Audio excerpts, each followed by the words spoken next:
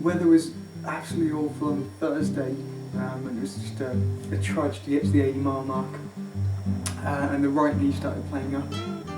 And then on Friday morning, yesterday, the right knee completely buggered up, so I was cycling with, 2 bum knees. How's it going, Matt?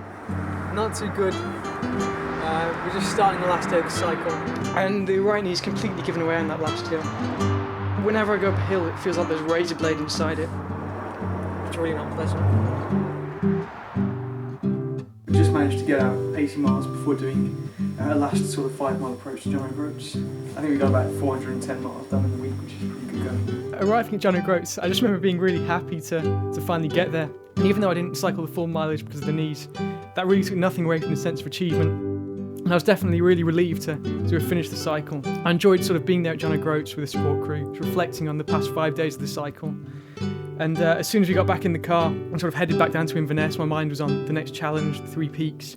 Really sort of looking forward to getting started at Ben Nevis the next morning and giving it a good go.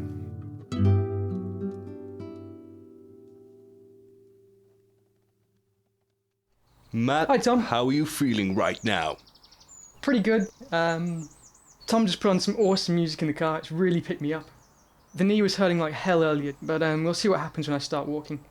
It's what a mixed bag. I think we had all the different weather you could possibly imagine over the 3 Peaks. At that point, I sort of tried to forget what went before, and we were just sort of having, a nice day out, driving down to Fort William, and trying to put out of my mind what I was going to do over the next 24 hours.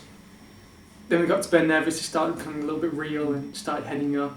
And it's quite steep right from the outset, so you just think, oh God, what have I put myself in for? There was this kid that came up to me at one point and said, yeah, it'll take you about 2 hours to get to the top from here, and the weather's absolutely shocking up there, snow and hail. I just didn't believe him at all. Like, the weather was beautiful at that point.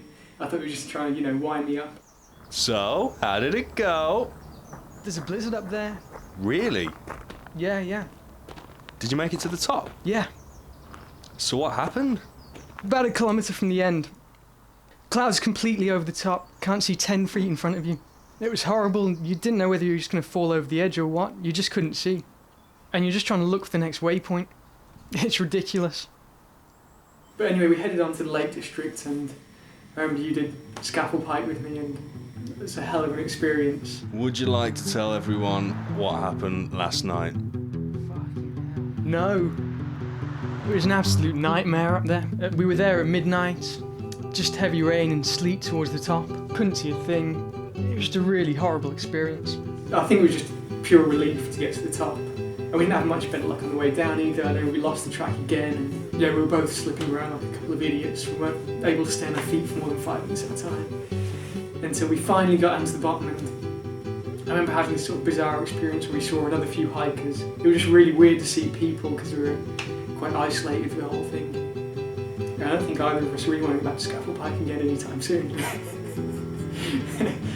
Just at Snowdon, the last thing I have to do the whole tour. Awesome! How are you feeling? Pretty sore, pretty tired. And Snowdon couldn't have been in a starker contrast really. When we eventually arrived there, it was sort of like glorious sunshine, and it was nice and warm. So many people on there as well. So there's no element of danger or anything to it. It's just like a relatively walk in the park. And obviously the knee was hurting on the way down. At that point, I was just thinking of finishing as close to 24 hours as possible. Matty! So how was it? It was awesome. I went on the miners track. Yeah. It starts off really flat and almost paved like this tarmac for like 4 or 5 miles. Goes to Horseshoe, around a lake, and then just climbs straight up. And how do the knees hold up? They feel awful. So you're ready for a nap now? Yeah, a week-long nap.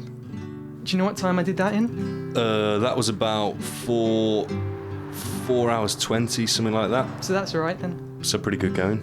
Yeah, not bad for 2 gammy knees.